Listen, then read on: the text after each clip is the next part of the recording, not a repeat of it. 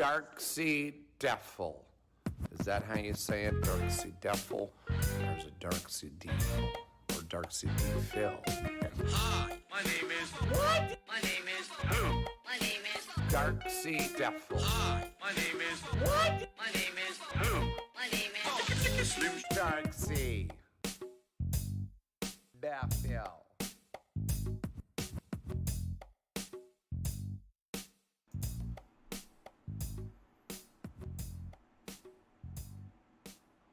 Good morning, everyone, and welcome to the Level 1 podcast, where we're busy having fun down here on Level 1. I am darksydephil, and I welcome you here to the show. Today is Sunday, the 13th of November, 2022. How is everyone today? Is the camera looking choppy? Does the camera look a little choppy to anyone? It looks a little choppy to me. It doesn't look completely choppy. It looks a little choppy. I don't know why. Because I don't have that weird effect on that screws with it. I don't know. Anyway, welcome to the show. How's everyone doing? I forgot to turn on the ghost. Hold on a second here. And I hope you're all having a good weekend. And I hope you're ready for a fun weekend of streaming here with me on dsPgaming. Well, I should say the latter part of the weekend, right? There's still 3 streaming days, including today in my streaming week. Usually I would do a 6-day streaming week. It's only a 5-day streaming week this week. I have an appointment appointments on Wednesday. So had to have my day off a little bit early, which actually is fine because it aligns better with next week. Next week is Thanksgiving here in the United States. So my day off actually had to be a day earlier next week regardless. So it made more sense to do it. It's fine. It'll be fine. It's too getting overcomplicated trying to explain.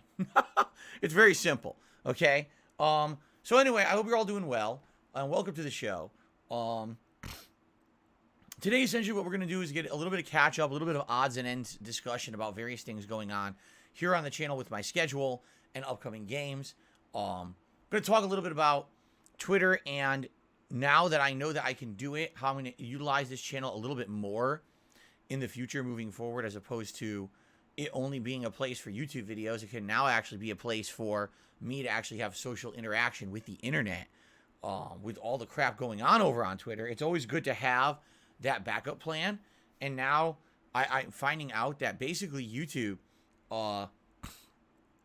is kind of like a social network again, which is weird. They were once.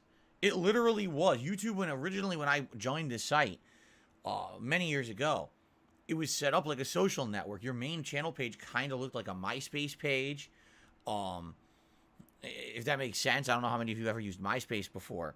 And then they basically changed it to not be anything like that. It's like originally they wanted YouTube to be a social hub where people who wanted to follow you and find out what you were up to and in your life and everything would go to your YouTube channel, and you'd have things posted up like your schedule, a bunch of photos and things that you've been up to,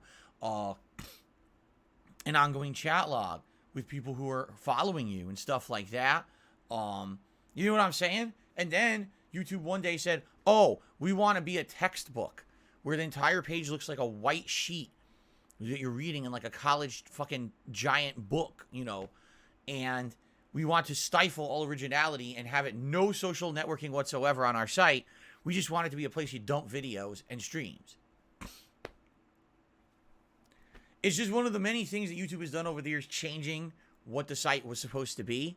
Originally, it was supposed to be YouTube, the place where you can have your own TV channel or tube. Get it like a tube TV, your TV channel, YouTube. Even though you don't have production budget or anything, you don't necessarily have a bunch of skill, but maybe you have some talent or expertise that you want to share with the internet. It's a way to broadcast yourself to an audience for free, right? That was the intention. And then somewhere along the line, YouTube decided we want to be like an actual television station.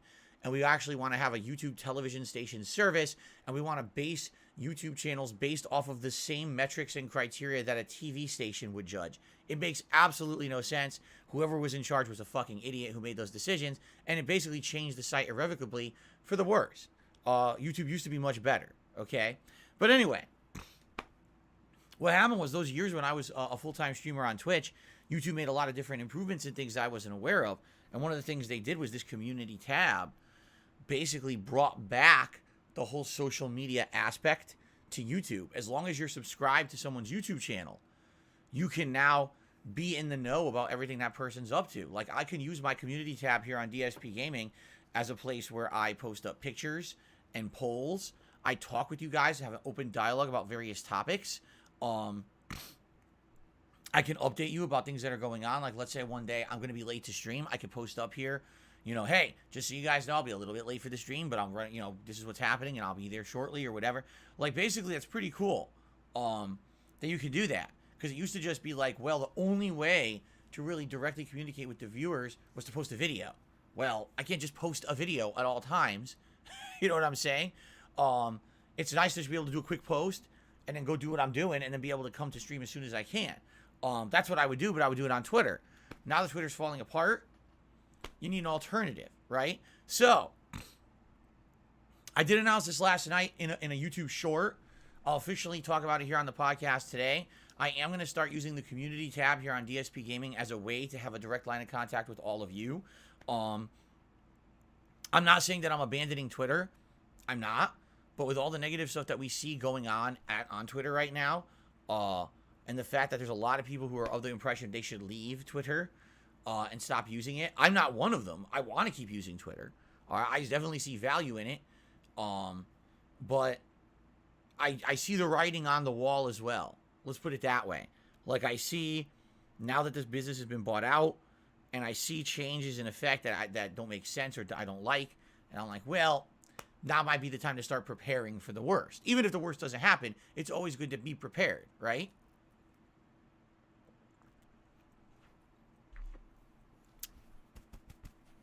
I think it makes a lot more sense. I think it makes a lot more sense.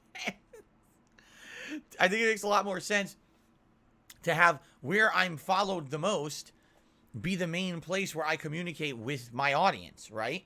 Like on Twitter, I have like just under 27,000 followers. At one point, I had like 28,000, 29,000, but they did a cleanup, and I lost a couple thousand bot followers. But here on YouTube, I have over 200,000 subs. Not to say they're all active. I mean, holy shit. There's probably like maybe 5,000 active subs on this channel. Let's be honest, okay? But here's the thing. If I have more reach here, and this is my direct audience of people I need to communicate with on the daily basis, then why wouldn't I do that, right? It makes more sense to communicate directly than indirectly with a third-party site that people may or may not even follow me on, right? It's funny because when I first started here on YouTube, 14 years ago, within 1 year of me doing it, people were all over me. Phil, you absolutely need to have social media. You need it. It's very important to anyone who's trying to do anything on the internet. And I was very resistant. I was like, I don't see the purpose behind it. I don't see a reasoning. If I want to say something, I'll just post a video here on my YouTube channel, But basically, people gave me a lot of crap. And over the years, they broke me down.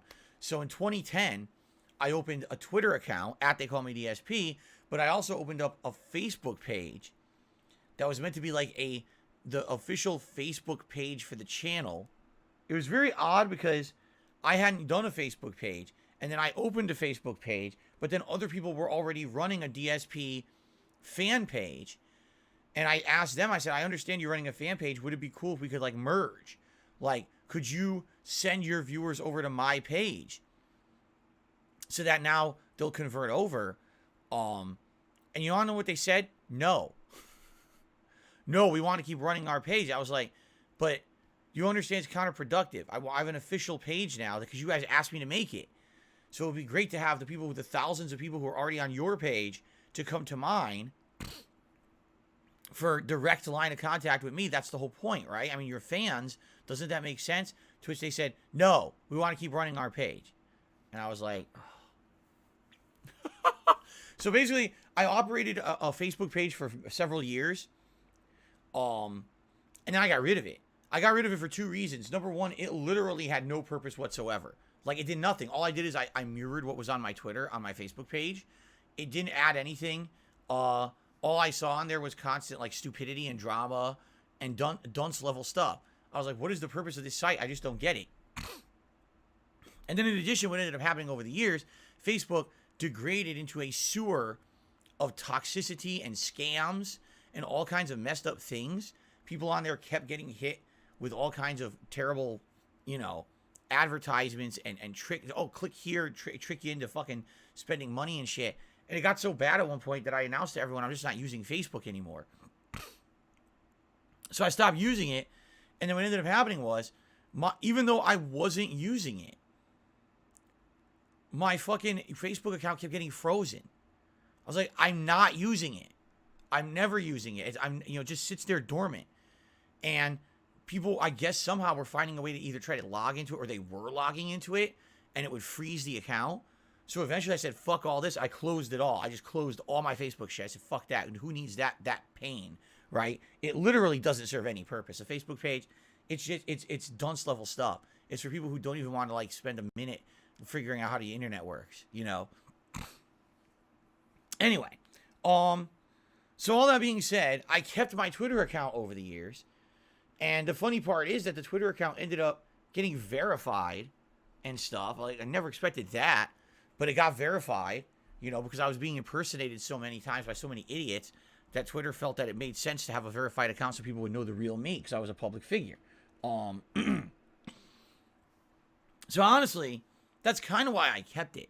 You know what I mean? It's not like the Twitter account is super crucial, but it is or was the direct way that I would communicate with you guys every day if I had something important to say. It's also where I was posting up my schedule every day. But now that I'm back on YouTube full time, full capacity, and all of my content is on the YouTube channel DSP Gaming, why would I need the Twitter account to be the main focus of my communication? It doesn't really make much sense, does it? When I could post everything up here and send that out and broadcast that out to those who have subscribed and are interested in the content, right? Why do I need to have another means of communication? So here's what I'll do. I'm not going to get rid of Twitter, but I think what I'm going to do is I'm going to mirror it here on DSP Gaming. So if I have something to say, whether it's simply a comment about a game or a playthrough, whether it's a funny picture I want to share with the internet, a poll that I want to do a flash poll of or whatever, whatever it is, I'm going to post it up here on DSP Gaming. I think it makes more sense. And by the way, I get more engagement here on DSP Gaming than I do on Twitter. On Twitter, I'll post up something and I'll get maybe half as much engagement as I get on my channel. If I put a poll up here on DSP Gaming, I'll usually get around 1,000 votes. Maybe even a little more depending on the subject matter. On Twitter, I barely will break 500-600. Most people just don't care about the stuff on Twitter, honestly. And what it is also on Twitter, let's be honest, harassment is a huge problem. On Twitter, you post up in reaction to something. If someone doesn't like that person or doesn't like you, all of a sudden now you're getting spam harassed, right? On your own shit. You do that on YouTube, no one can do that. It's not even allowed on YouTube. You can't do that shit. Okay? So, good. Let's keep it all on here. Let's keep it in a place where people are not going to be harassed constantly. Okay? All right. So anyway, guys, welcome to the show. I just wanted to get that out of the way because I talked about it in a short last night. I talked about it on Twitter last night and also even in the Daily Wrap yesterday. I wanted to get that kind of, explained so everyone knows. Okay? So welcome to the show. What are we doing today on Sunday, the 13th of November? We're doing more God of War Ragnarok, which I'm very excited for. God of War Ragnarok, in the 8 hours I've played it right now, has been great. I really don't have many complaints. I think the one issue I've had so far is that sometimes I'm accidentally locking onto an enemy during combat, which I don't want to do. And then because of that, the camera kind of starts panning towards them instead of the person I'm trying to focus on. And it actually did screw me over in a fight last time. But I'm hoping that doesn't consistently happen. I'm hoping that, I'll either get used to it or I won't accidentally be doing it, which is what happened last time.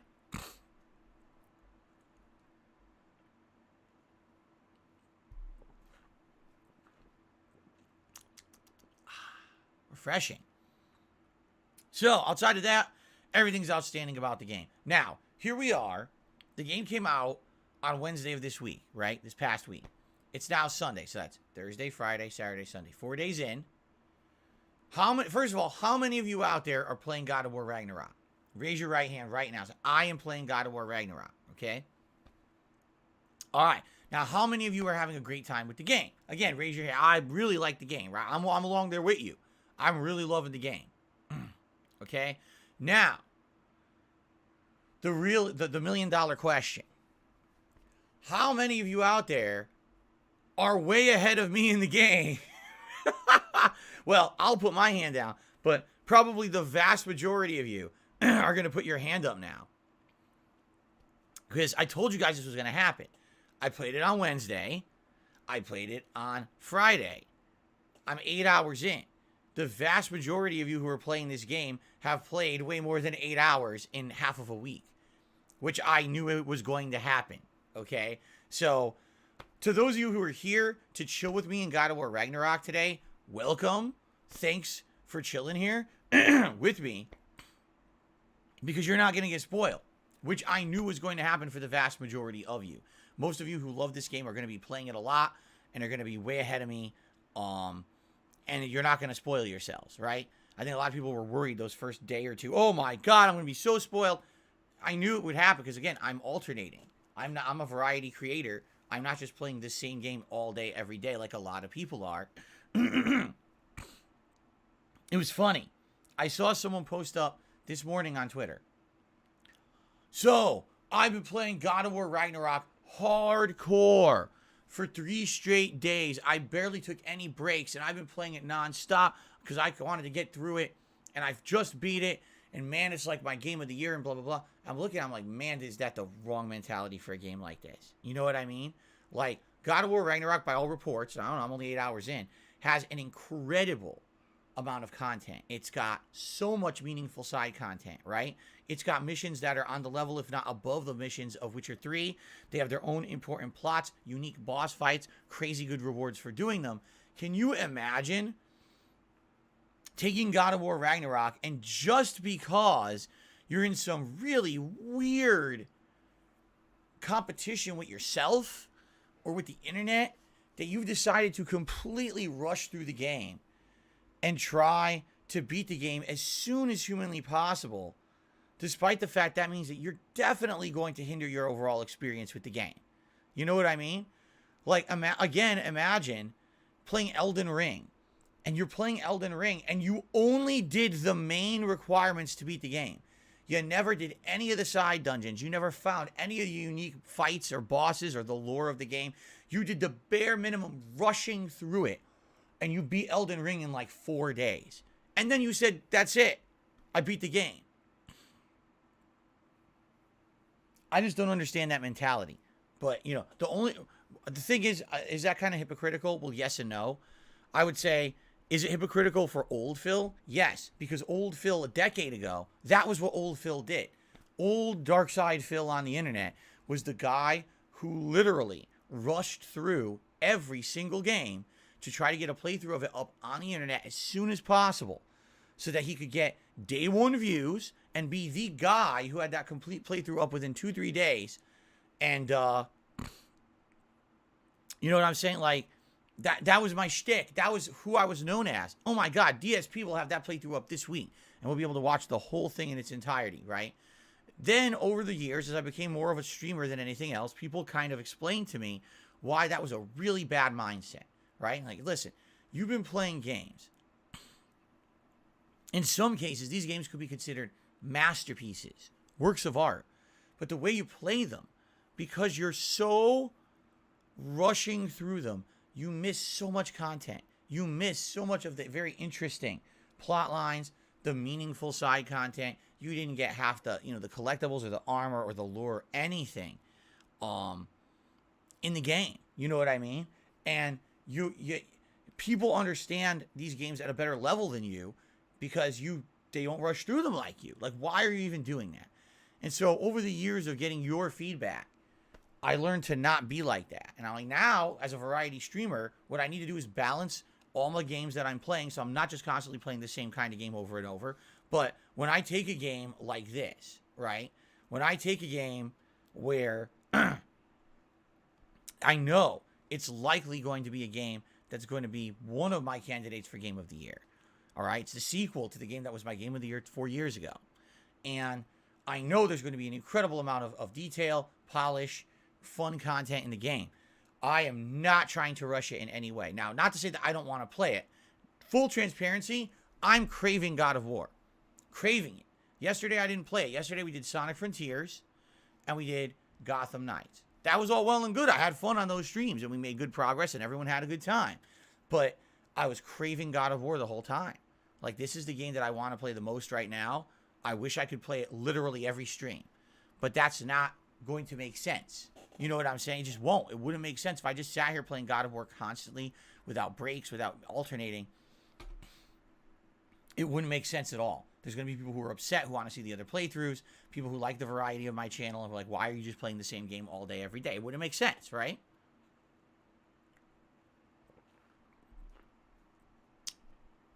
So, all that being said, I'm very excited to be coming back to God of War today. I'm only 8 hours in. I'm actually being told I'm kind of at the edge of a big story development. I have no clue what the story development is, but apparently I'm on the edge of a good one. So I'm excited for today. We'll see how far we get in the 3 hours we play. For those of you who are here live for it, thank you for being here to chill with me and continuously support this ongoing playthrough. I really appreciate that. For those of you who are watching it on demand after the fact, please remember, engagement is key.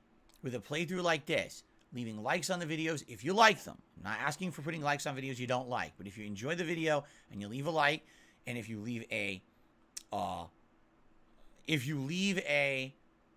comment on the video, that's appropriate, of course. That's appropriate to what we're doing here.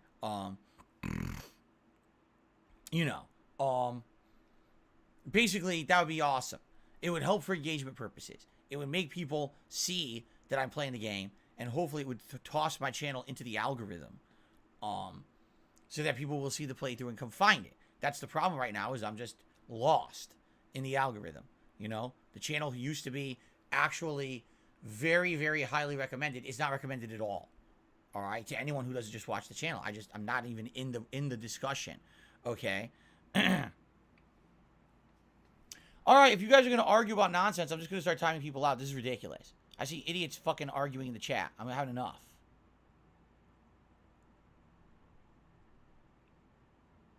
All right, here we go. I'm just going to do it right now. Okay, goodbye. There, took care of it. Now I don't have to listen to this idiot ever again. Fucking morons in here trying to start problems. Okay, so, all that being said, I'm excited for more God of War today. Thanks for chilling. Let's have a great session of God of War today, and let's see where the game takes us. Okay, later tonight, 6:45 p.m. Pacific time, is Disney Dreamlight Valley. Now, just to forewarn everyone, basically this looks like this may be the final stream of Disney Dreamlight Valley for a while. And that's kind of bittersweet because it makes sense to not be doing a game like this right now. I'm in the midst of so many new releases, and we've got another major new release on Friday, and we got another one that I've actually told you guys I'm kind of delaying playing in Pokemon because it doesn't make sense to be starting it right now. And we've got another new release the week after. It's like, geez, with all this stuff coming out, every stream should be me covering a new game, right? So I understand that people like chill streaming. I do too. I like the fact that I have a game that when I play it, it's not just about the game, but about us interacting and having a lot of conversation and a lot of interaction and fun. I'm all for that. But right now, I'm literally playing 4 games. Okay? I need to finish Gotham Knights, but then we got another one on Friday, and then after that, we got another one on Tuesday, and then after that, we got the holidays, right? Holiday specials coming up, and then we got even more games. And it's like, if I don't focus solely on the new stuff, and I'm still taking streams away to do chill content, I'm never going to get through anything. All right? So basically tonight will be kind of a send-off stream for Disney Dreamlight Valley, but it's not the end. Trust me, I'm coming back to the game. Like, I like the game a lot. I like having it in a rotation for chill streams. I don't want to just say goodbye to it because I really enjoy it, but right now I can't commit to playing it. I have to focus on the new stuff. I will never make progress in said new stuff. Okay? So does that make sense? So tonight, 6:45 p.m. Pacific time, Disney Dreamlight Valley. We'll see what kind of progress we can make. We'll have fun interactions, fun conversation. If you've enjoyed anything in the playthrough up to now, I would ask if you could come by tonight and chill with me for one, like, kind of final time. That would be great. All right? And then hopefully, excuse me, hopefully, we'll be able to bring it back to the rotation within the next few weeks, but we'll see what happens with all the new releases. As the worst case, it will come back probably sometime in December when things calm down as a regular game again. All right? Cool. Then tomorrow, Monday, we're going to swing back to the opposite side of what I've been playing. It's going to be more Sonic Frontiers on the first stream. After my second session of the game yesterday, my opinion has changed a little bit. I still really like the game. All right? But definitely the game's lack of polish is starting to show. There was actually several bugs that happened yesterday during the stream that was a little annoying. And on top of that, a little bit of the wonkiness of the controls, the camera, leaving a little bit something to be desired in a lot of the cases. And the grinding style of the game is starting to take its toll a bit. And what I mean by that is by the end of yesterday's stream, I just wanted to keep going with the story. And the game could tell me, no, you must grind for more collectibles in order to unlock the next story segment. And I was like, but that's pretty much the majority of the game is grinding for this medals or hearts or whatever it is on the stage you're on. Like, how do I not have enough? Like, I probably gathered 100. I had like 175 of the fucking things. Oh, you need more. Did you ever think that maybe if you have 175 of something, it should be enough to make progress in a video game? I'm just saying. Like, it's not like this is like a single gold piece. Like, every one of these you need to complete like a challenge or whatever to get. It's like, you know, maybe that should be enough for progress. And if your game thinks that you need more than 175 of something to make story progress, perhaps your game is a little bit badly paced. But anyway, we still made good progress in the game, and it looks like when I play it again tomorrow, we'll finish the second world and head on into the third. But basically, I definitely am starting to see the game kind of not be as good as I felt it was the first stream. I'm not saying the game is bad.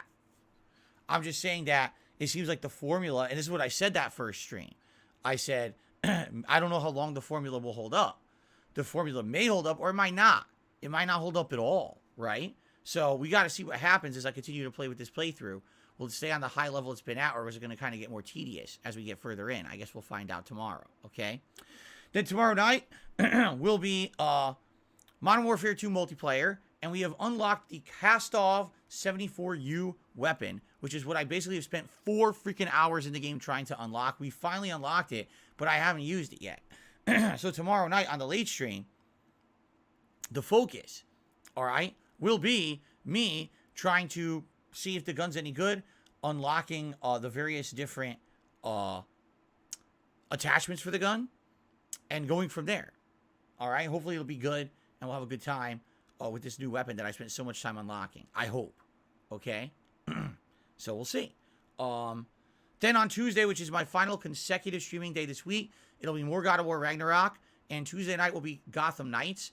If you watched last night's stream, you would know that we actually made great progress in the story. We beat all of Chapter 6, and we're a good chunk into Chapter 7. The game only has 8 story chapters, but what I think we're going to do on Tuesday night is we're going to try to do the Clayface conclusion for his side mission. I think all we have is a dungeon and then a boss fight to do for him, and then that's done. And then we have the end of the game. So that's what we're going to work on. I'm thinking 1 to 2 more streams of Gotham Knights probably done. I don't think we'll beat it Tuesday night. I'm thinking maybe we're going to need one more like late stream, and then we can wrap up that playthrough finally, and then we can move on to exclusively new games rather than have a lingering one from 3 weeks ago. Okay?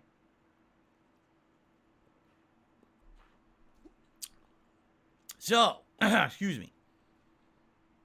So, I'm excited for what's coming up the rest of this week. Now, just to give you some perspective on what happens after my day off on Wednesday. Thursday, more God of War.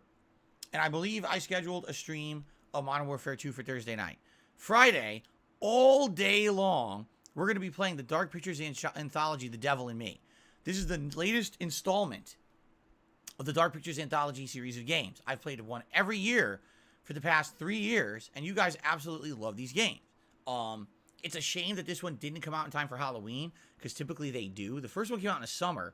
The last 2 years, they came out right around Halloween, and it was perfect content for that time. Sadly, this year, it was delayed by like 2 weeks or didn't come out in time, so it is a little late for the horror season. But the game looks like it's going to be very creepy. It looks very Saw-esque, if you've ever seen the Saw movies. That's kind of what it looks like. I really like playing these games, and you guys seem to really like when I do my first run of each of these supernatural-style games, or not supernatural, horror-themed games, I should say. So, I think it's going to be pretty exciting, and I'm going to try to play it all day long. If I play 5+ hours, I'll probably be pretty darn far into it, which means if I don't beat it on that Friday, I could just play it the next day as the late stream and probably beat it. Usually these games are around at long as 7 hours long, okay? So, that's the plan, is to try to wrap it up within like a day. And if I do, great, then we could go right back to the rotation of God of War, Sonic Frontiers, finish up Gotham Knights, etc. That's the goal here. Because I don't want the game to end up being insanely long and being lingering. It's a narrative-based game, you know what I mean? So we'll see how it goes. We'll play it. We'll see how it goes. Will there be a second run of it? I don't know. Last year, you guys wanted a second run of when I played, what was it called?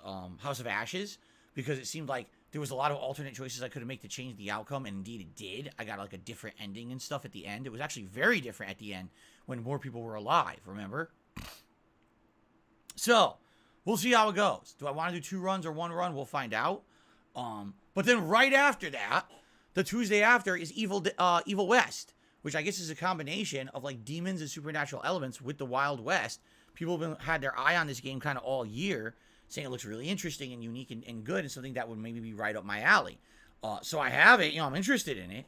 But again, if I'm going to play that, I definitely need to be kind of done with the devil in me. I can't be having another playthrough on top of the other playthroughs I'm doing, and then another playthrough. You know what I'm saying? So, we'll see what happens, but I'm thinking hopefully we can maybe finish both Gotham Knights and the devil in me over the weekend, and that way when we start Evil West, it'll be Evil West, God of War Ragnarok, and Sonic Frontiers all in a rotation, with a little bit of Modern Warfare 2 multiplayer kind of wedged in between when we got time. That's what I'm thinking. All right, that would be ideal, basically for the end of the month heading into early December, because in early December, if you can believe it, we got more fucking games. Yeah, in early December, we got Callisto Protocol. Yeah, and we've got Midnight Suns, although I'll be honest, out of all these, Midnight Suns may be the one I skip, because if we're juggling so much other stuff, that might be the one that makes more sense. Ooh, I leveled up on PlayStation Stars. I did, huh? Congratulations. You're at level 2. They told me this the other day. You jerks. For those who don't know, PlayStation Stars is the PlayStation Stars is the loyalty program that Sony has. They're trying to compete directly with Microsoft and Game Pass, and Game Pass has its own kind of program, whereas you play games on Game Pass, you earn Game Pass credits or whatever, or points, and you could trade those in for like actual credit to buy games, or you could get other things with it. Well, PlayStation just launched their PlayStation Stars program, and they gave me credit for buying God of War Ragnarok, so I'm now star level 2. What does that mean? Nothing. I looked into it. Nothing. You get nothing for it. It's just an arbitrary thing to claim that you made progress. It doesn't add anything at all. Maybe eventually I'll buy enough games on my PlayStation to earn something, but, basically, if you guys didn't know, Sony is so lagging behind Microsoft. This console gen is pretty funny. They launched their PlayStation Premium subscription service over the summer. They lost 2 million subscribers. They launched a supposedly better service, and they lost 2 million paid subscribers. Because people were like, we don't understand the change or why you're doing this. You haven't proven us value. We quit. And they just canceled their subscriptions. Genius, huh? And then they've got this loyalty plan. The loyalty plan is nowhere near as good as Microsoft. It's just a joke. It's kind of like they're really playing catch up. And, it's kind of sad, honestly, because Sony last console gen, oh my God, they were on top of everything. They were just surpassing Microsoft in every way. If anything, the only thing they've done is they surpassed Microsoft in console sales. That's it. And everything else when it comes to games, delivery of games, and everything, and all these services, they're just not doing as well, in my opinion. Anyway, there you go. So anyway, guys, that's the schedule. I hope that sounds good. All right.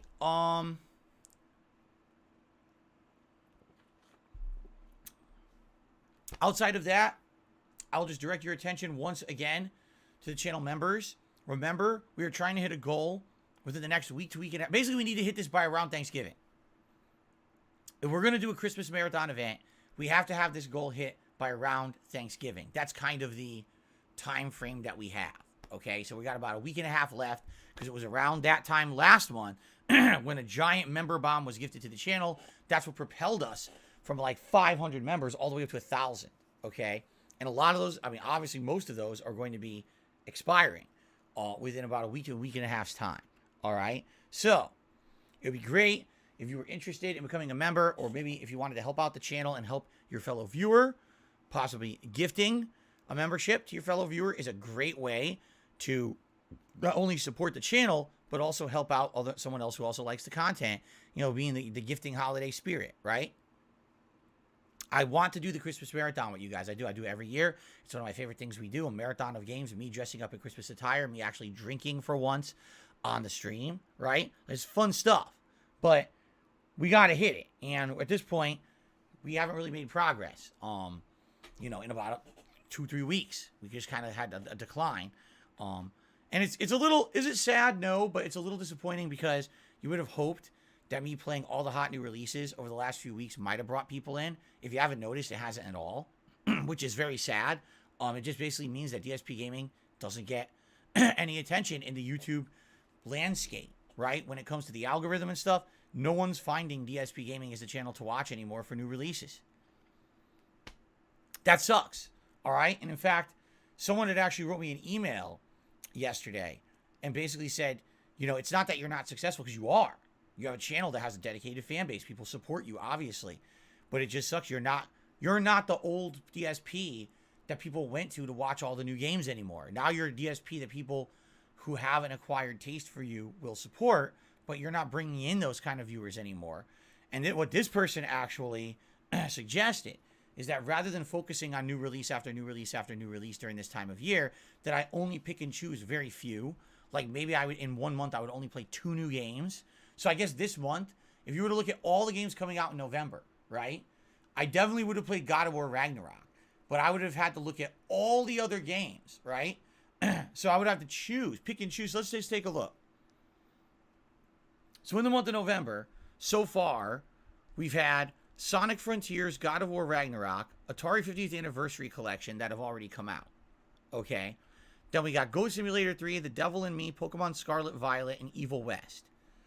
So I've already skipped the Atari 50th Anniversary Collection. I'm going to skip Goat Sim 3, and I've already explained to you guys that I'm probably also delaying Pokemon Scarlet and Violet. Not that I'm not playing it, but I'm just not playing it at launch. Okay?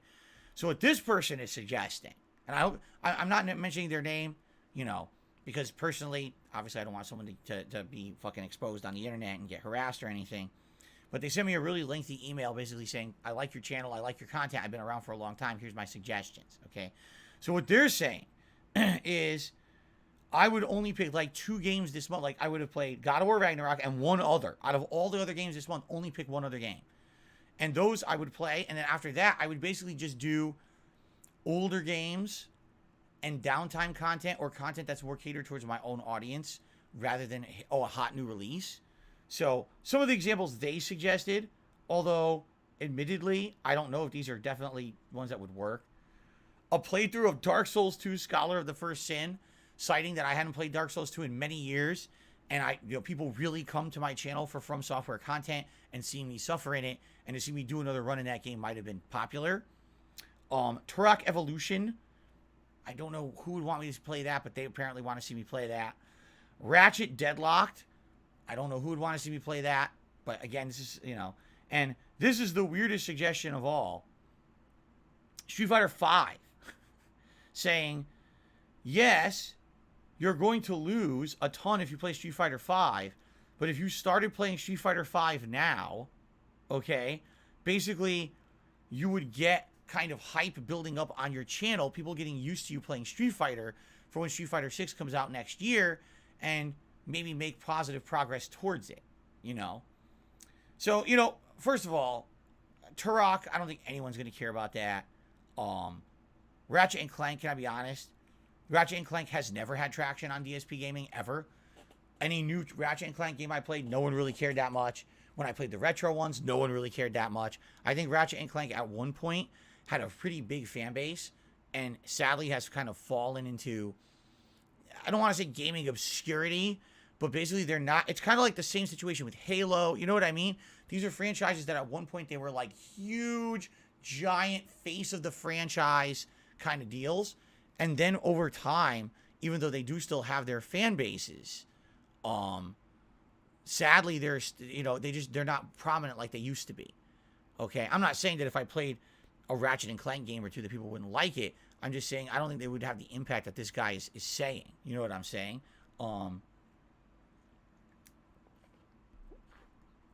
But with Street Fighter V, here's the thing. I understand the intent behind the suggestion. I do. The intent behind saying, hey, Phil, play Street Fighter V now is you're not going to get good at it. You're going to suck at it. But at least you're going to get your foothold back in Street Fighter. People can get used to watching you play Street Fighter V maybe once a week. So at least they're used to seeing you play fighting games in general, right? And then that way when Street Fighter 6 comes out, it's not like, oh, it's a shock. Phil's playing a hot new fighting game and now he's going to cover it in depth or whatever. Like, for example, that Street Fighter 6 closed beta weekend was very interesting. And the reason that closed beta weekend was interesting was because I had two groups of people who were butting heads on this channel. Absolutely. We had the regular viewers who usually are around for variety content. And although some of them were more open-minded and were willing to watch me play Street Fighter 6, a lot of them were like, oh, this isn't what we're here for. We're not here for 3 days of Street Fighter. You know, we like the variety. We wanted to see more than this. And they would watch one stream and be like, I'll be back when Phil's done with this. But on the flip side of that weekend, no exaggeration, I got like almost 1,000 new subscribers. And they were legit subscribers. They weren't the bot account shit that was happening. They were like legitimate people who said, wow, Phil's playing Street Fighter again. I guess I'll come back and I'll subscribe. And hopefully, you know, when Street Fighter 6 comes out, he'll give it a shot and this will be fun content to follow. So that was interesting. That I definitely saw a boost to the channel's attention that one weekend when I was part of the closed beta. And so I feel when Street Fighter 6 comes out, as long as I give it a fair shake and I play it a good amount and I try to learn it, I might see an actual healthy increase of attention here on the channel again. Because honestly, I'm not seeing it. Take a look at God of War Ragnarok. Not to say that I'm not appreciative of those of you who are watching it and tuning into the streams and watching the playthrough. But have you seen the views on it? Part 1 of God of War Ragnarok from last Wednesday doesn't even have 5,000 views yet. Every part after that, okay, I take that back because now I'm looking and the views did go up. So part 2 and 3 each have around 2,000 views on them. Talk about a fall off from around 5,000 down to 2,000 views. So less than half the people who watched part 1 even bothered watching part 2. Okay. And then when you get into the further parts like 4, 5, and 6, there's even further drop off. You want to talk about the God of War I played 2 days ago when I came back from break on Friday? Don't even have 1,000 views. And that's in 2 days. You know? So what I'm seeing basically is that this person is right. This person who wrote me the email is absolutely correct. There are not people coming to DSP Gaming anymore to watch me play the hot new releases. There's some exceptions. Elden Ring earlier this year was the most successful playthrough I had done in like 4+ years. It really blew up on the DSP Gaming. People liked the way I attacked the game. They liked the fact that I wasn't pussyfooting around the game and avoiding bosses. I was really doing my best. Remember, I wanted to beat that horseman that night, right at the beginning of the game. I wanted to kill the dragon as soon as I could. You know, I wasn't, oh, I'll come back later. Now, fuck that. I'll do it now. And people liked that. Even though I died a million times, people really liked that attitude that I had. And the fact that I was openly exploring everything in the game, you know. And that playthrough likely will remain the most popular playthrough that I've done probably for years to come. I really feel it will. It was a unique thing, right? But outside of that, me playing new releases just does not bring eyeballs to the channel anymore. And I have to agree with this person who sent me this email. However, the question is, what do you do then? What do I purely cater to the audience that I have here that loves my content? If that's the case, what do they want? Because it seems like that's not always an answer that I can get a definitive answer from you guys. When I ask you, what do you want? One person will say, oh, I want you to play Pokemon. The other person will be like, well, I want you to play more God of War. Then the other person's like, you know, I really miss Street Fighter. And I get all these different answers, and I can't really get a definitive this is what you should do. You want to know a perfect example of that? So yesterday or the day before, someone said to me, will you be covering the Game Awards coming up in December? And I said, covering, sure, we'll talk about it. And they said, oh, well, will you be doing a live react? And I said, well, you know, this year I did a bunch of live reacts for these kind of press events and things. They didn't go so well, right? I did a live react to Summer Game Fest. I did a live react to, there was a Sony, and I think also an Xbox press conference. And when I did the live aspects of those, didn't get a lot of attention, didn't get a lot of views when I did them. Didn't get a lot of views on the on-demand videos after. The funny part was, when I did my typical recap reactions video, after the live react, meaning I let all that information sink in, and then I went through the list of notes that I had taken. I said, this happened, and here's my thoughts on it. That got more attention and views than the live reacts, you see? So here's the thing. Do I do a live react to the Game Awards or not? Some people want it, some people don't. There's no definitive, oh, here's your answer, Phil, from my viewer base. And I don't know. I'm kind of on the fence. I don't know what to do about a lot of these things, honestly. I'm kind of on the fence, you know? Like, for example, there's some things that are easy answers. Should Phil play Callisto Protocol? Freaking yes. That's a game that people are going to want to see me play. It's horror. It's the follow-up to Dead Space, which is one of my favorite franchises that I've ever covered for YouTube, right? Like, on all cylinders, the answer is yes for that one. That's like a no-brainer, right? But then when you ask about other games, you're like, I don't know. Should I play Evil West? I don't know. You know, I don't know these answers. I need your feedback on this kind of stuff, okay? So please give it to me. And, you know, what I may start doing is polling and stuff as well. Like, let's say, for example, in the next month, I have all these games to choose from that I should do playthroughs of, and maybe I should poll and say, which one is the one you guys really want? And I play the one that wins the polls, right? Maybe that's what I should do. I don't know. I got to think about it. But I kind of am leaning towards agreeing with this person. Now, I'm not saying, don't worry, I'm not saying that this time of year I'm only going to play 2 games a month. That's ridiculous. But, yeah, I mean, me trying to cover all these games, just in the last month, right? Here's the new releases that I covered. Oh, I deleted them all. Oh, shit. I deleted the ones off my list that I already played. Let's try this. Let's do it this method instead. All right. Just in the last month, right? I covered... hold on, because YouTube is only showing me 10 playlists and all of its genius. Okay, here we go. In the last month, I did a full playthrough of Evil Within 1. I played Scorn, right? I did Resident Evil Village DLC. We did the Halloween Marathon, which is always fun. I did a Plague Tale Requiem. And then I did the story/campaign of Call of Duty Modern Warfare 2. I'm doing the multiplayer of Call of Duty Modern Warfare 2, right? And now we're doing God of War Ragnarok, and now we're doing Sonic Frontiers. And by the way, Gotham Knights basically took forever and didn't finish. And now we're struggling to finish it because I was doing so much else all at the same time. Would it have been possible for me to pick and choose maybe 1 or 2 less games in that rotation? And then basically said, okay, maybe if I didn't play Gotham Knights, or maybe if I didn't play Plague Tale, or maybe if I didn't do, I don't know, the story of Modern Warfare 2, maybe if I cut a few of those out, I would have been able to focus more in on the things people wanted and got more progress in them. And maybe we'd be able to keep more games in the rotation that you like. Like, for example, some people are actually expressing a lot of sadness that tonight is the final stream of Disney Dreamlight Valley for a while. And I'm just explaining, there's no way I can keep that in the rotation playing as many new games as I'm playing, right? Maybe I shouldn't play as many new games. Maybe I should cut back and play 2 less. And then I should keep the chill games in the rotation, right? I don't know. It's basically, the way I see it is, we need to figure out what to do with this channel. Now, by the way, I'm not complaining. The channel is doing well. Even though from the outside you may look and say, geez, Phil's playing a new release and it doesn't even get 5,000 views anymore, right? Right. I mean, I'm not going to argue with you there. But at the same time, understand, the support on the streams is great. So I'm not complaining. Even though the viewership has dwindled, if anything, what this is showing, let's be honest here, is that the people who support this channel have always supported it, and everything else was just periphery views. You know what I'm saying? Like, at one point, a lot of people were coming to the channel and watching the content, but they weren't supporting the content. They were just here to watch. a lot of those people have gone, but the people who actually really like the content are still here and are still supporting it.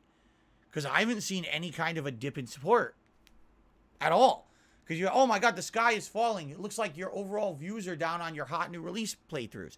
Okay, but I'm still doing just as well. So does it matter?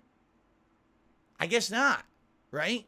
It's funny because you see these biggest YouTubers out there with their millions of views, but how many of the people who are actually doing that actually are supporting the content or care about it? And how many are just there to say, I'm watching this because it's known to be popular?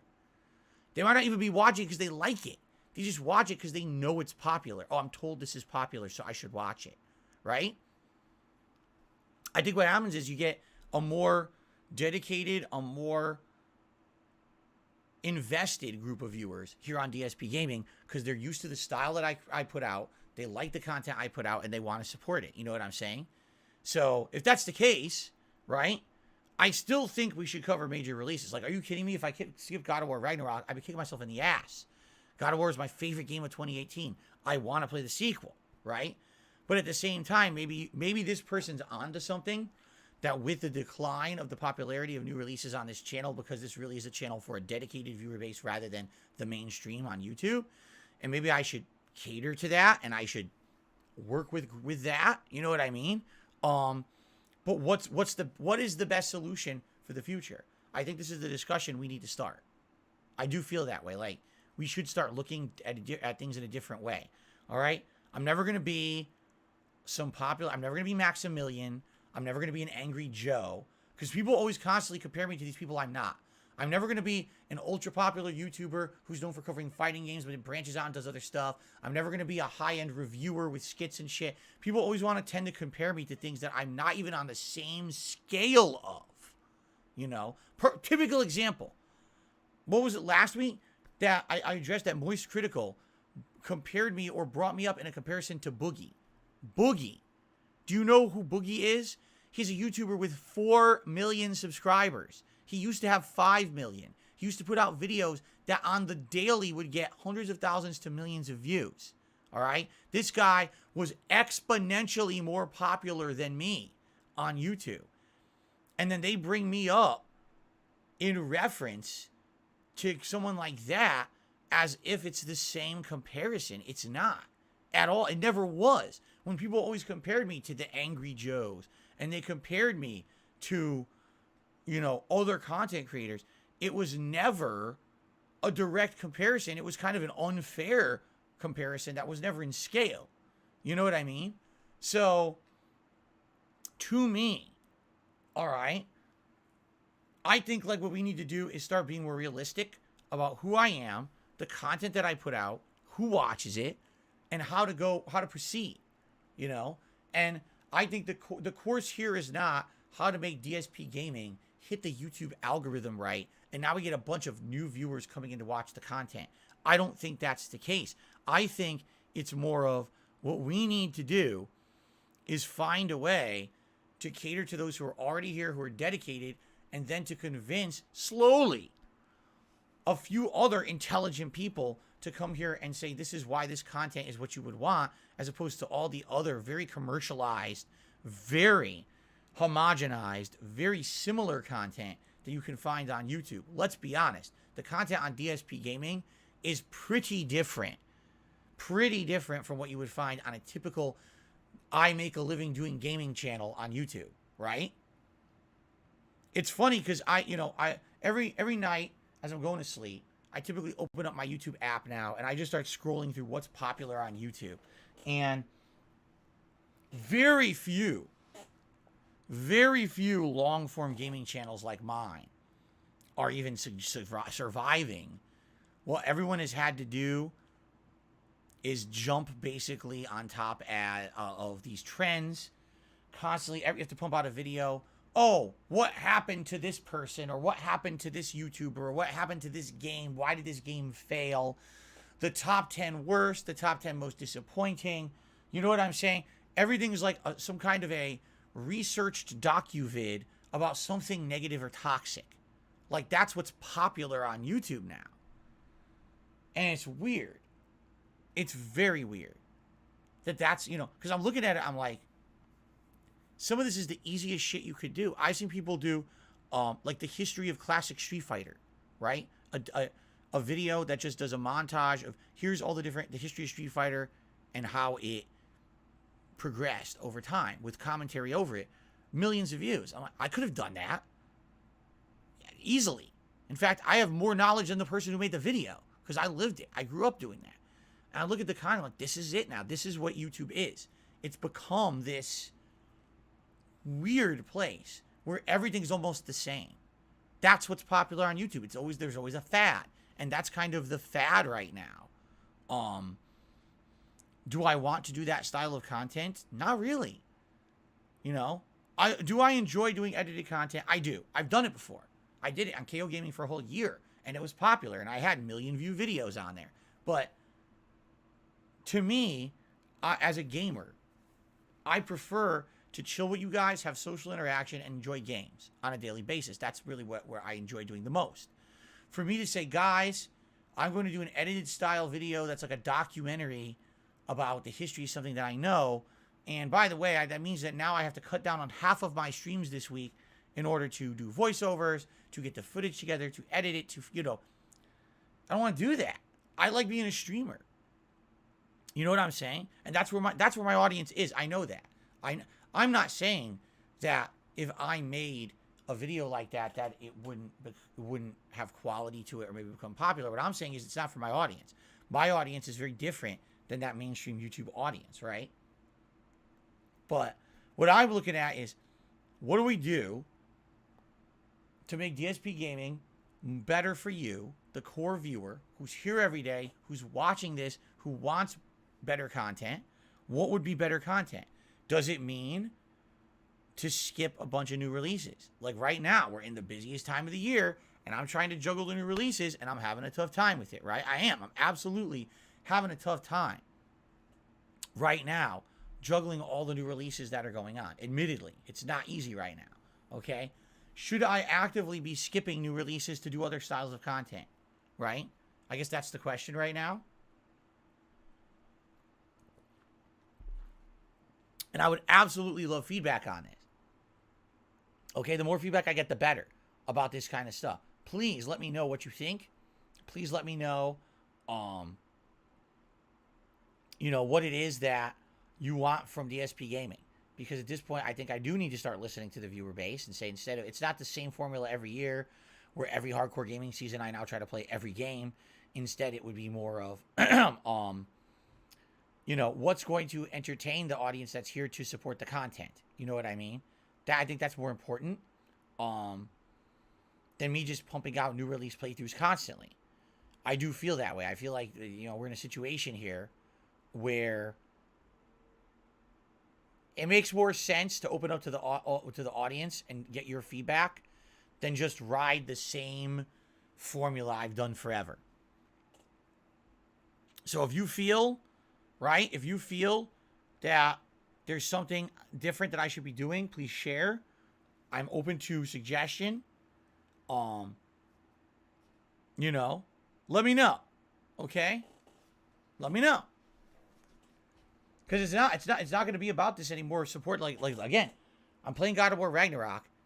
I've been playing it since Wednesday. It's an insanely good game. I cannot wait to play it more today. I'll be playing it constantly for the next month and a half. You know, look at the views. The streams do all right. I'm not complaining at all about the streams, but the YouTube views for a new release, you wouldn't even know it. It's basically got the same views as any other game that I've kind of played in the last couple of months. And it's one of the hottest new releases, if not the biggest new release, right? So that's what I'm saying. Like, it doesn't seem to me like it's, you know, the old formula really applies anymore. So what do we do about that? Let's have a conversation. Please send me your feedback. As always, you guys know the avenues to do that. You could talk to me on my streams. You could comment on this video. You know, you leave comments all over the channel. There are many ways you can reach out to me. Like this person, you can write me an email, because that email was very informative. Although I don't directly agree with some of the things they suggested in there, the games to play, I do think that maybe it makes sense that maybe playing the same new releases as always every hardcore gaming season isn't really affecting things positively anymore, you know. So there you go. All right. in regards to like news and stuff, I don't really have much to talk about today. What I would say is, the one thing that you guys may not be aware of in regards to all this Twitter drama going on, something I personally discovered based on a couple people who were posting up on Twitter yesterday, you can tell the difference between someone who's actually really verified on Twitter and someone who paid for it. Because what you need to do is if you click on their blue verification check mark, a pop-up will appear. Okay? And that pop-up, hold on a second, because I want to read it to you word for word, because I actually am really verified.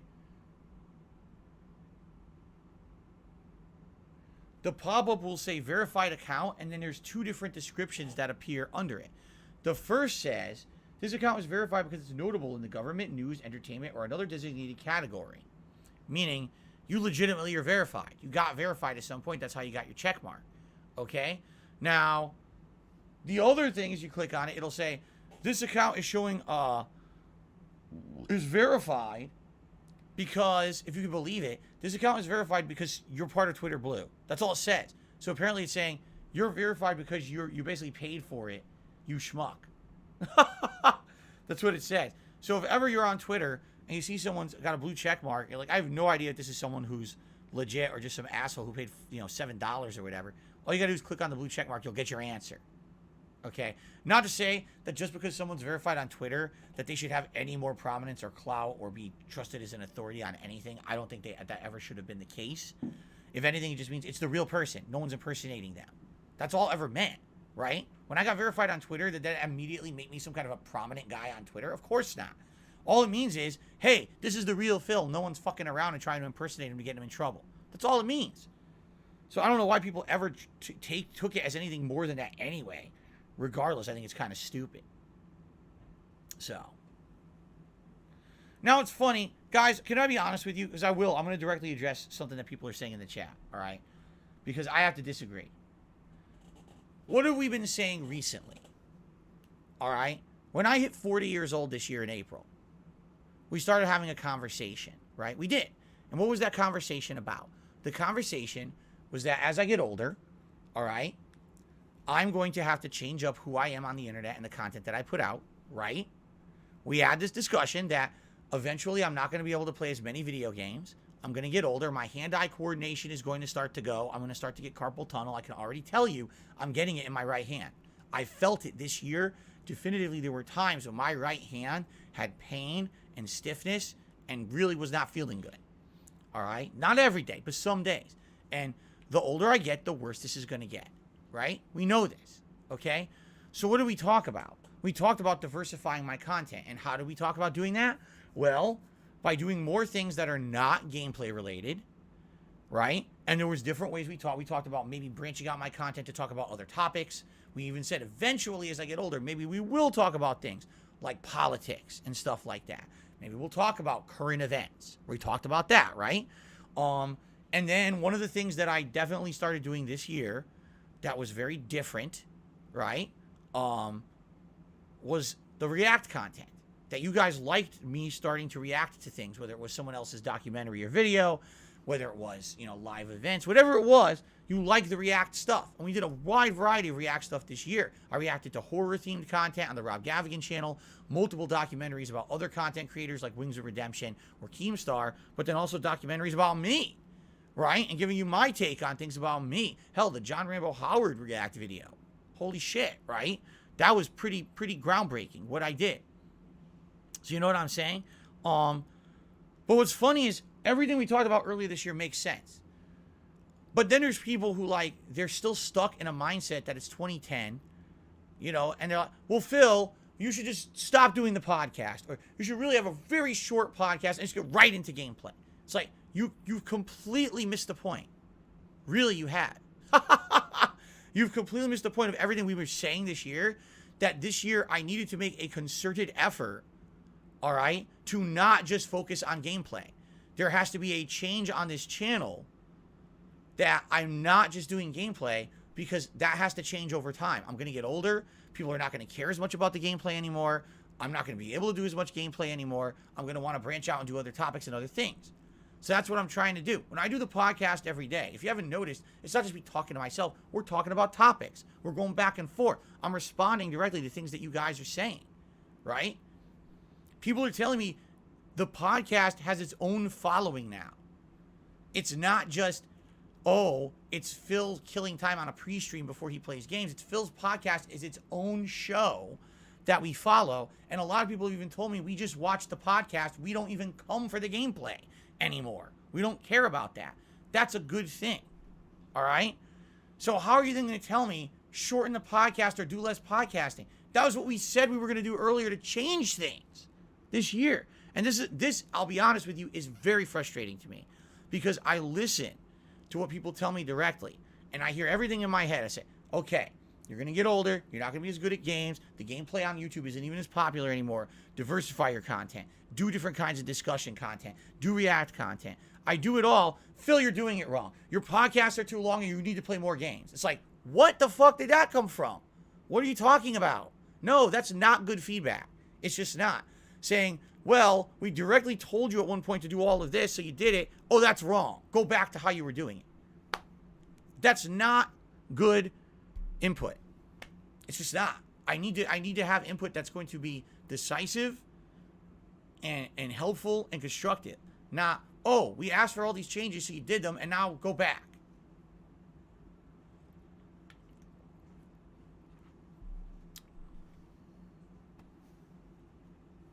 So Galactic 8 says have a set time to end the podcast so people can just be here for gameplay when they know exactly when to be here. But people do know when to be here. People know in general it's around between 12:30 and 12:45.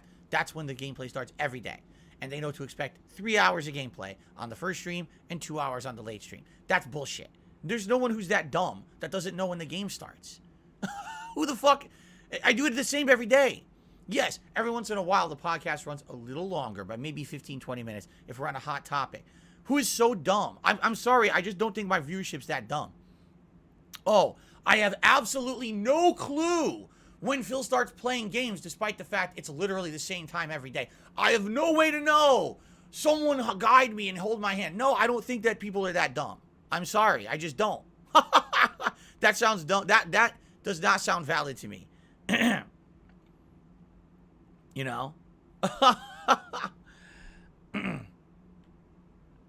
right. Anyway, I will welcome input. All right? I will welcome this kind of stuff. Let's keep the discussion going. But it's staying in line with what you guys are saying. It's 12:13 p.m. Pacific time. And if we keep talking, we won't get to gameplay on time. And then there'll be people who are so confused. They won't know where am I? Where's the gameplay? Well, I thought there was God. Where's the God of War? Oh my God, I'm so confused. What's happening here? I don't know when Phil plays games. So we don't want that to happen. So I have to move on. We can't even keep talking about the topic because I'm being forced by the viewers to move on. You see what the point I'm making here? You see how silly this is? You see the point? The criticism I'm getting in the chat is your podcast is going too long, but now you guys want me to talk longer about that topic, which makes the podcast go longer. Okay. Let's just get to shout outs. We start off today with Sirius7, who did a $5 super chat. Good to see you, Sirius7. He says, I'm roughly 50 to 60% done with God of War so far. That does include the side content. I've not finished the story, though. I'm not rushing. I just have a lot of time to play this weekend. And that makes sense. You are taking your time. You're having a good time with it. You're probably going to beat it within a week to 2 weeks, right? Admittedly. If that's if you have enough time, because I'm sure you're not going to have nonstop time to play it. My wife also has been playing a lot of it. She doesn't have nonstop time to play it. You know, she has work and she has things, you know, things around the house to do. She's not just sitting there playing the game all day. But she's got pretty far, and she's really enjoying it. She's actually really enjoying watching me. She wants to watch me play today on stream, because she likes, you know, the game so much. She wants to see me enjoy it as well. But the point I'm making is you didn't beat it in 2.5 days, like this person I was criticizing on Twitter. So, I finally, after 3 nonstop days, I've beaten the game. I'm like, dude, you didn't do shit. You know you skipped the 90% of the content that was in there just to fucking beat it right away. Like, what a stupid move. Especially a game like that, right? Anyway, thank you very much, Sirius7, for that. And then Rotom Electric did a super chat, says, are you planning to improve the channel even more? No. What I've decided to do is I'm just going to freeze just going to completely freeze the channel and do absolutely no improvement. All right, that's just be a cynical answer. Of course, I'm always looking for suggestions for improvement. I absolutely need suggestions for improvement. Send them my way, okay? The crunchiest onion to the super chats. I think it's good to start to think about future content. It's going to get harder to game each year. I think you said this during the Street Fighter 6 beta. You're right. Let me, in a nutshell, me trying to get into anything, okay, at the age of 40 is way harder than it was back in the day. You know, you're talking in 2009, Street Fighter 4 came out, right? And I was 13 years younger. I was 27 years old. It was very easy for me to jump into a new fighting game with new game mechanics and get used to it and, you know, grind, right? Because that's what it's called, grinding. Having to play the shit out of the game to learn the mechanics and get good at it in a short period of time. Playing that Street Fighter 6 beta for 3 straight days was actually very stressful for me. All right? I want you to understand that. A lot of people make fun of me for that. Oh, what's so stressful? Because you don't understand. If you don't play a game at a competitive level, you would never understand. In 3 days, I tried to speed learn a game. I didn't play Street Fighter 5. So I tried to speed learn Street Fighter 6 from scratch.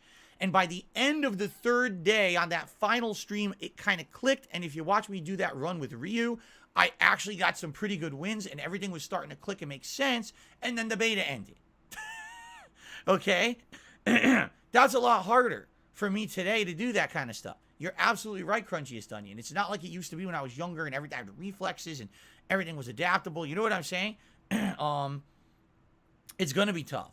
But the thing is, if I do put in the time and the dedication, and if I stick with it, meaning let's say if I start playing Street Fighter 6 right from the get-go, and even if I get my ass handed to me for weeks, if I stick with it, it's going to eventually become muscle memory. It's going to become this knowledge that kind of runs through my head naturally. I don't even have to think the process. It's just kind of there. It's kind of like whenever I play Street Fighter 2, I don't have to think about it. I don't. I could literally start playing any version of Street Fighter 2, pick a character, and start playing at a decent level. I don't even have to think about the matchups or anything. It's all just naturally ingrained in me from the years of experience. I need to get that in a game that's competitive like Street Fighter 6. And that will come with time. But Crunchy's Onion is correct. It's going to be much harder moving forward as I get older to play at any kind of a competitive level in any game. And that's what I mean. Like, moving forward, I think I need to diversify. It can't just be about the gameplay anymore. There definitely has to be a commentary aspect to it. There has to be an analyzation aspect to it. We do a podcast every day. Maybe I do need to maybe once a week do a show that's not gameplay and it's something different. Analyzing stuff that happened over the week with games or a game, you know. At one point I wanted to do a game news show. The thing about a game news show is I don't know if there's enough out there to really do one because you really got to stretch for topics. And a lot of times the show would be like, there's not much going on, boring, right? I don't know. We'll have to think about this. Let's think about these ideas. All right. Okay. On the tip side of things, first of all, early this morning, I received a $5 tip. Okay. And it's an insanely long message attached to it. All right. All I'm going to do is read this. Ready? It's a $5 tip from an anonymous tipper. So first of all, let's get that on the internet, on the leaderboard.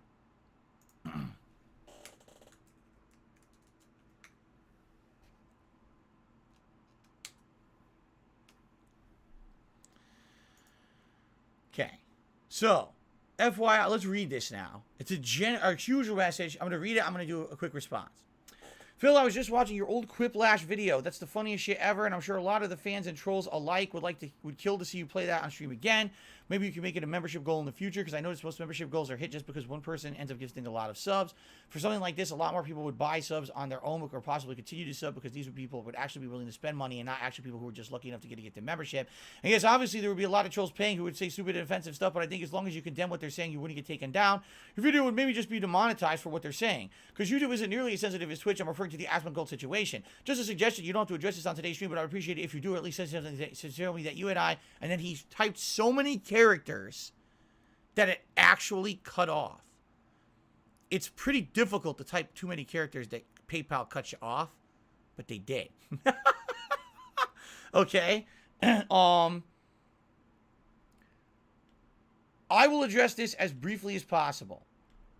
I appreciate the suggestion, but you have to understand that one thing that I've learned over the years, all right, is that when you provide an avenue for people to be toxic and to troll, all right, basically, you will get that. You're basically inviting that behavior, all right? And if anything, in the year and a half that I've been a full-time content creator once again on YouTube, when I came back to DSP Gaming from Twitch, we have done a concerted effort here to try to make it that the content here is controlled. It is what I want to put out. It is not taken over by any set group of trying to derail shit or whatever. Not to say that that doesn't happen when I get, I take the bait and I fall for shit and I talk about dumb stuff, right? But in general, the content here remains kind of drama-free, remains way less toxic than the shit that I used to do. You know what I'm saying? I don't invite that behavior. There's a reason why I don't do public lobbies with people in modern multiplayer games.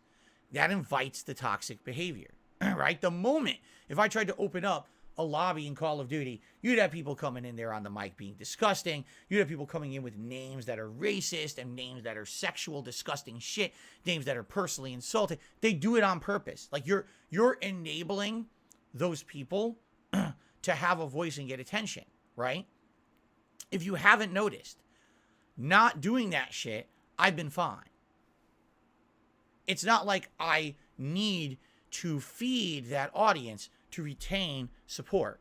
I hate to say it, there are some content creators out there that have kind of gotten so swarmed in the toilet of toxicity around them that they use that as a way to capitalize and try to make bank on it, and I'm not one of them. If you haven't noticed, I'm not trying to create, let's feed the trolls, let's do a whole troll thing today, let's have the trolls pay to do things on my streams and shit. I don't do that. Okay? I just don't. I feel like that would very much lessen the quality of content here on DSP Gaming. All on the reason is I'm just making a buck. All right? I'm not here to just make a buck. I'm here to put out meaningful content for you guys. All right? And you guys have told me that other content creators force people to pay them to play in a game, force people, or they purposely do a stream where they let the trolls in and then they make money on it and stuff like that. I don't care. I'm not doing that. I'm not going to enable that kind of behavior. When you do that, essentially what you're doing is you're condoning it. You're saying, oh, that's fine. As long as I personally benefit from it, I don't care about that kind of behavior. I do. I don't want that kind of toxic behavior on this channel. When I was playing Quiplash years ago, I didn't really understand what the game was at first. When I played it, my God, you guys saw the insanely nasty stuff that was said.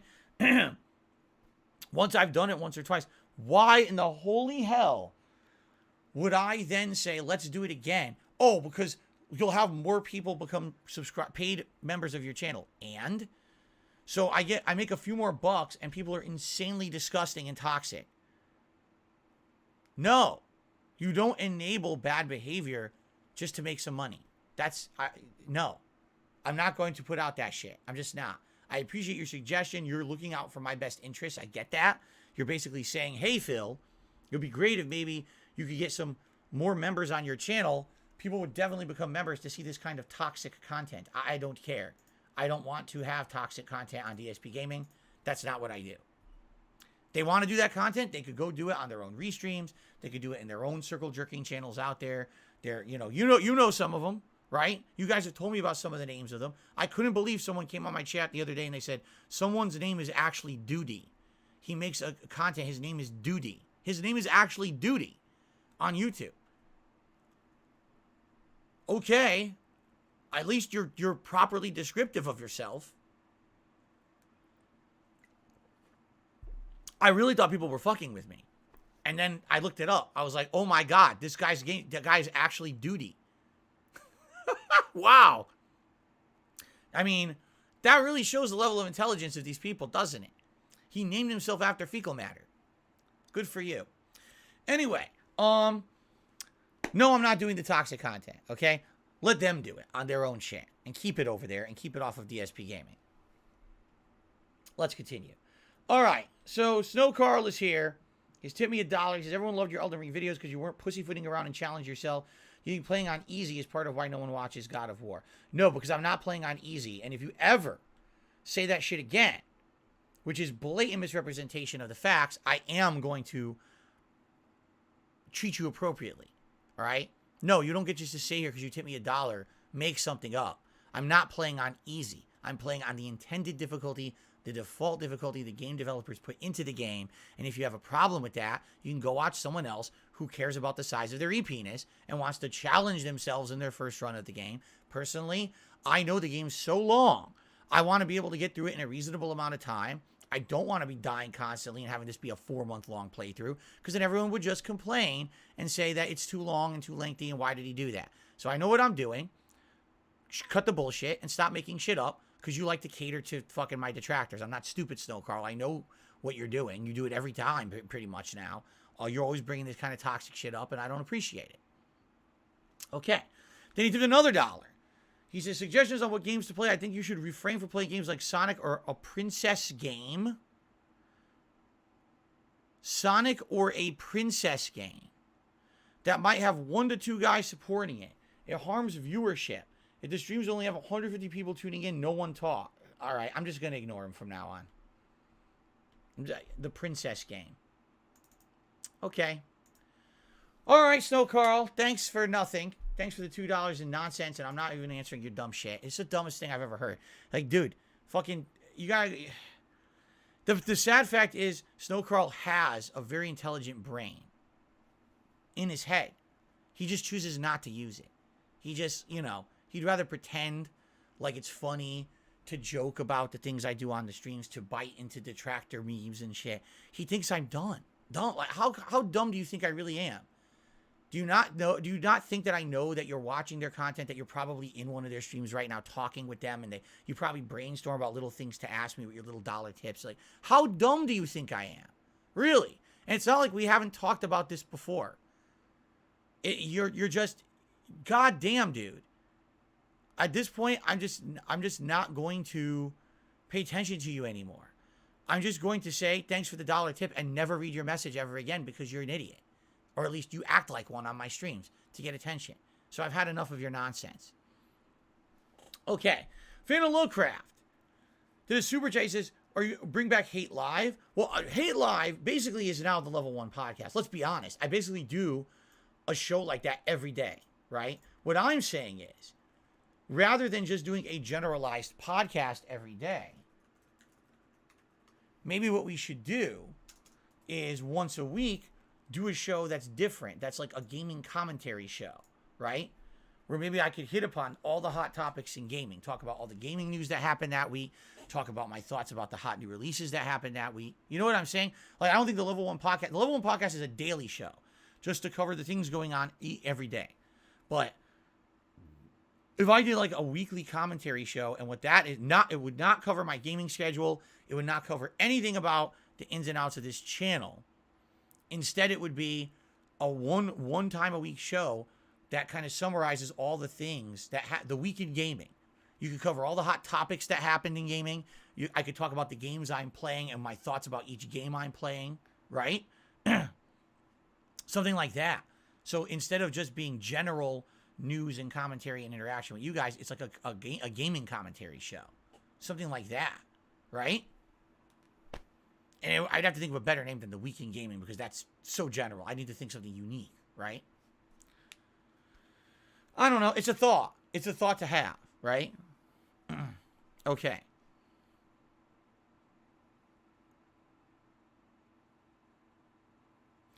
Well, the daily wraps are completely different. The daily wrap is just summarizing what I did during the day. And the daily wraps are very short. I mean, in general, a daily wrap video is 5 minutes long. That's no big deal. I'm talking about like an actual show. A show at maybe like one night a week for a late night stream, 2 hours. We do, I'll just call it the Week in Gaming. That's not what it would be called. We think of a better name, you know. And it would be a summary of what new games came out that week, how well they're received by the public, if I've played them, my thoughts on the games, any other game news going on that week, kind of like that style of a show.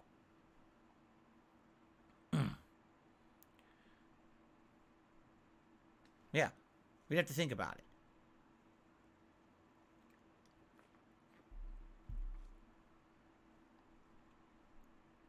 Would I consider a co-host or someone making the weekly gaming news show for you? Making the show for me? No, but maybe having someone be a guest every once in a while. Having someone call in and want to talk about a certain game or a topic or something that's going on. We could do maybe something like that. The level 1 podcast is not the time for that. This is the intro to my streams of all day. But if I had a dedicated show once a week that was a podcast, then I could have a guest or something call in. Yes. That would be the time for that. Something like that. Yeah.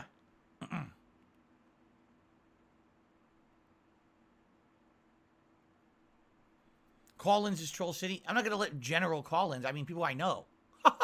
Other content creators, you know, people in the industry, you know, people who I have contact with who maybe will want to come talk and they're not just be troll idiots, you know. Jade says, I'm ready for War on God of War and Mickey Mouse on Disney tonight. Sounds good, Jade. Today's going to be a good day of streams. It's going to be a good balance. I received a tip from Series 7. It's a weird amount. $11.13. He says, have a great stream. Enjoy God of War today. Try to do all your side content as it comes up because it's worth it, brother. Thank you, Series 7, for the tip. Biggest tip of the day. It's a weird amount. $11.13. Probably a currency conversion, I would guess. Thank you for that. That is the biggest tip of the day so far. And let's get a nice animation for you to say thank you. Appreciate that. Dancing in the closet. All right, guys. Oh, it's today's date? Oh, I didn't even think of that. He's right. It is 11/13/22. I didn't even think about that. 11/13. Yeah. I totally didn't even think about that.